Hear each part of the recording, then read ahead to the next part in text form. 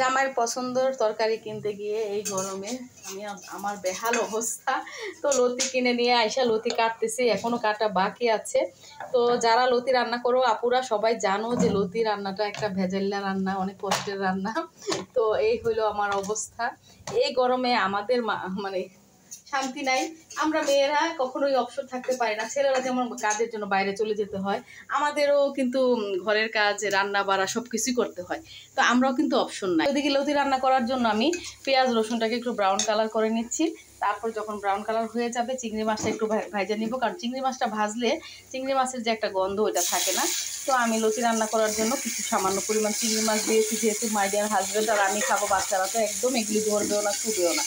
তো যেহেতু আমরা দুইজন মানুষ খাবো, এত চিংড়ি মাছ দেওয়ার কোনো দরকার নেই। আর চিংড়ি মাছ তো প্রচুর অ্যালার্জি, মাই ডিয়ার হাজব্যান্ড তেমন পছন্দও করে না। তো তোমরা আবার কমেন্ট করো না যে এত আধা কেজি লতি অথচ তুমি চিংড়ি মাছ কম দিয়েছো আপু। আসলে চিংড়ি মাছ দিয়েছি পরিমাণ মতোই, এই যে একেবারে কমও না। আর এদিকে ছেলেদের জন্য মুরগিটা একটু ভেজে নিচ্ছি, কক মুরগি আর কি। ফার্মের মুরগিটা বেশি খাওয়া হয় তোমার ফ্রাই করে, তান্দুরি চিকেন করে আর কি। তো এদিকে ছোট আলু দিয়ে করলা ভাজি, এটা কার কার পছন্দ অবশ্যই কমেন্ট লিখে জানাবে।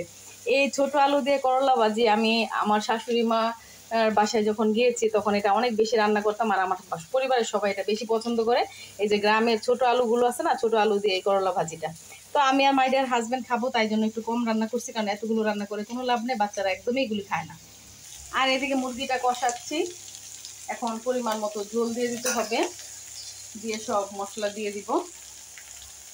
আসলে একটা কথা শেয়ার না করে পারলাম না যে প্রতিটা পরিবারেরই মেয়েদের যেমন ভূমিকা আছে, ছেলেদেরও তেমন ভূমিকা আছে। মাই ডিয়ার হাজব্যান্ড মানে আমার হাজব্যান্ড বা আপনাদের হাজব্যান্ডরা, যারা হাজব্যান্ডরা আছে বাইরে অনেক কষ্ট করে এই গরমে কাজ করে তারপর ইনকাম করে নিয়ে আসে পরিবারের সবার জন্য, তেমনি আমরাও পরিবারের সবার জন্য এত কষ্ট করে ঘেমে ঘুমে রান্না করি, এটাও আমাদের কষ্ট। তো আসলে একটা সংসার, একটা পরিবার দুজনের সমন্বয়ে কিন্তু গড়ে ওঠে। হ্যাঁ, হাজব্যান্ডেরও ভূমিকা আছে একটা পরিবারের, আবার স্ত্রীরও ভূমিকা আছে।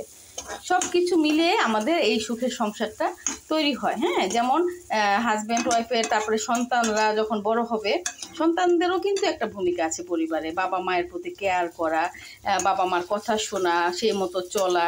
তাহলে দেখবে প্রতিটি পরিবার, প্রতিটি সংসার অনেক সুখের হবে। তো অনেক কথা বলতে বলতে চিংড়ি মাছগুলো কষানো হয়ে গেল। আর চিংড়ি মাছটা আমি একটু ভাজা ভাজা করে কষাই নিচ্ছি, তাহলে স্মেলটা খুব সুন্দর আসে। আর এখন বিসমিল্লাহ সবগুলো লতি দিয়ে দিচ্ছি। আর লতি অনেকে তেলে নেয়, আবার ভাপ দিয়ে পানি ফেলে নেয় গলা চুলকায়ের জন্য। তো আমি আবার কিছুই করি না, ডাইরেক্টলি লতিটা এভাবে রান্না করে ফেলি। তো আমার কাছে ভালোই লাগে, আর আমার লতি রান্নাতে কখনো গলা চুলকায় না। এটা ছোটবেলায় শুনতাম যারা কুটনামি করে তাদের নাকি গলা চুলকায়। কেউ কিছু মনে করো না, এটা একটু ফান করে বললাম আর কি। তো যাই হোক, তো এখন আমার এই তো হয়ে গেছে। আর সকালবেলা দেখো ডিম খেয়ে সবগুলো খোসা এখানে রেখেছি, কারণ ডিম প্রতিদিন 2 দিনের ডিম এখানে জমছে। তো এই ডিমের খোসাগুলো এখন আমি হাম্বল দিস্তা দিয়ে সুন্দর করে একেবারে গুঁড়ো গুঁড়ো করবো, গুঁড়ো গুঁড়ো করে পরে গাছের গোড়ায় দেবো। এটা গাছের অনেক পুষ্টি হয়। এখন সবগুলো ডিম আমি এই যে এটাতে সুন্দরভাবে করে নিব। তো আমি 2-3 দিনের ডিমের খোসা জমিয়ে তারপরে হাম্বল দিস্তা দিয়ে সুন্দর করে একদম পিষে তারপর আমি গাছের গোড়ায় দিয়ে, এটা একদম ভালো সার হয় আর কি। এরকম যাদের গাছ আছে আপুরা এরকম দিতে পারো, মানে এটা অনেকটা সারের কাজ করে এবং ভালো কাজ করে আর কি। তা আমি এভাবে এটা একদম মিহি করে ফেলবো। আর এদিকে মুরগিটাও কষানো হয়ে যেতেছে সুন্দরভাবে। বাবুদের জন্য মুরগি রান্নাই করতে হয়, কারণ বাবুরা অন্য কিছু তেমন পছন্দ করে না, ওরা মুরগিটাই বেশি পছন্দ করে।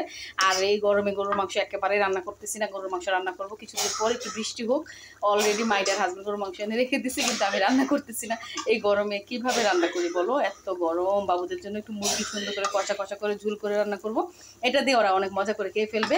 আর এদিকে মাই ডিয়ার হাজব্যান্ড আর আমার লতিটা একদমই হয়ে যাচ্ছে। লতিটা খুবই সুন্দর করে আজকে রান্না করবো। ওগো স্বামী, তুমি এসে দেখবে তোমার বউ কত সুন্দর করে আজকে লতি রান্না করছে চিংড়ি মাছ দিয়ে। মাই ডিয়ার হাজব্যান্ডের অনেক পছন্দ এই খাবারটা, আর আমি তার পছন্দ অনুযায়ী রান্নার চেষ্টা করি, সে যেটা পছন্দ করে সেটা। আর দেখো চিংড়ি মাছ কিন্তু একেবারে কম হয় না, অনেকগুলোই দিয়েছি। আর এখন সুন্দরভাবে লতিটা কষানো হবে, তারপর একটু হালকা হালকা মাখা মাখা ঝোল করব। লতিতে 6-7টা কাঁচামরিচ ফালি করে দিয়েছি, স্মেলটা সুন্দর আসবে। আর লতিতে কাঁচামরিচ স্মেলটা বেশি ভালো লাগে আমার কাছে। লতির তরকারি যখন রান্না করি আমি কাঁচামরিচটা বেশি দিই, গুঁড়ামরিচের পরিমাণটা কম দিই। আর এদিকে ইয়াম্মি ইয়াম্মি মুরগি হয়ে যাচ্ছে মাশাআল্লাহ। এই তো আজকের মতো ব্লগটা এখানেই শেষ করে ফেলি। আর বাইরে অনেক সুন্দর একটা পরিবেশ, বাতাসটা খুবই সুন্দর। এই যে বাতাসের জন্য রান্নাটাই বন্ধ হয়ে যাচ্ছে। তো সবাই অনেক বেশি ভালো থাকবে। আর আমার ভিডিও যদি ভালো লাগে অবশ্যই লাইক শেয়ার কমেন্ট করতে ভুলবে না। সবাইকে অনেক অনেক ভালোবাসা, শুভেচ্ছা আমার ভালোবাসার মানুষদের জন্য। আমি সব সময় দোয়া করি সবাই যেন অনেক বেশি ভালো থাকো। আর আমাকে যদি ভালো লাগে, আমার ভিডিও যদি ভালো লাগে, অবশ্যই লাইক শেয়ার কমেন্ট করবে। আল্লাহ হাফেজ, আসসালামু আলাইকুম সবাইকে।